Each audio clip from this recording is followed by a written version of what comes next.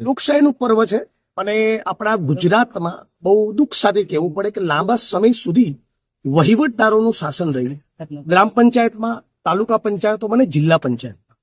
Ideal ડેમોક્રેસીમાં, એક આદર્શ લોકશાહીમાં લોકો જ સર્વોપરી છે અને લોકો જે ચૂંટીને મોકલે એ લોકો સત્તાના સ્થાન ઉપર બેસવા જોઈએ. પણ વહીવટદારોના શાસનના કારણે ગ્રામીણ ગુજરાતને ખૂબ મોટું નુકસાન થયું.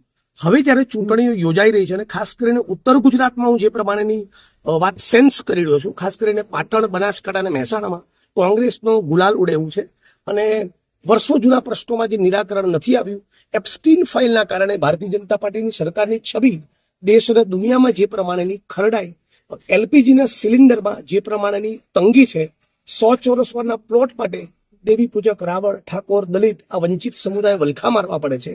ખેડૂતોને દાયકાઓથી ટેકાના ભાવ નથી મળતા. હું આશા રાખું છું કે એક સમાજ બીજા સમાજની સામે આવવાના બદલે આ જે પાયાના પ્રશ્નો છે, ટ્રેડ ડીલના કારણે કોને ફાયદો ને કોને નુકસાન, વડગામમાં જીઆઈડીસી બનશે કે કેમ, ધાનેરાના ખેડૂતને ટેકાનો ભાવ મળશે કે કેમ, આવા સાચા મુદ્દા ઉપર ચૂંટણી લડાય એ હું ઈચ્છું છું.